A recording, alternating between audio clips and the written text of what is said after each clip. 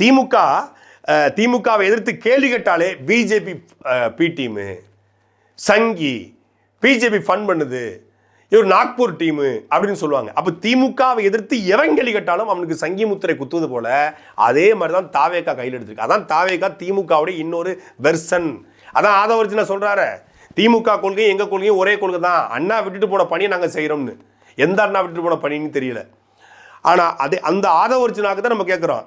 அப்படி திமுகவுடைய இன்னொரு வெர்சனாக செயல்படக்கூடிய தாவேகா திமுக எப்படி தன்னை எதிர்த்து கேள்வி கேட்டால் அவனை சங்கி முத்திரை குத்தி பிஜேபி பணம் கொடுக்கும்னு சொல்லுதோ அதே போல தான் தாவேகா இன்னைக்கு அண்ணன் சீமான் அவர்களை இந்த பிராண்டுக்குள்ள கொண்டு வர பார்க்குது.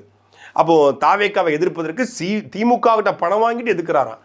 முதல்வர் ஸ்டாலினை சந்தித்த பிறகு அரசியலில் மாற்றம் ஏற்பட்டிருக்கான்.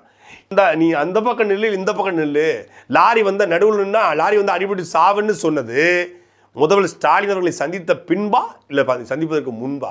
இது கொள்கையற்ற கூட்டம் என்பதனால விமர்சனம் ஒழிய திமுக சொல்லி தான் தாவேகாவை விமர்சனம் பண்ணுன்னு சொல்றது. திமுக தன்னை விமர்சனம் பண்ணா எப்படி சங்கின்னு சொல்லுமோ அப்படி தாவேகா அதை கையில் எடுத்துக்கிறது. இந்த வேலையை கச்சிதமாக பண்ணுவதற்கு ஆதவர்ஜுனா அண்ட் விகடன் டீம் ஒன்றிணைந்திருக்கிறது.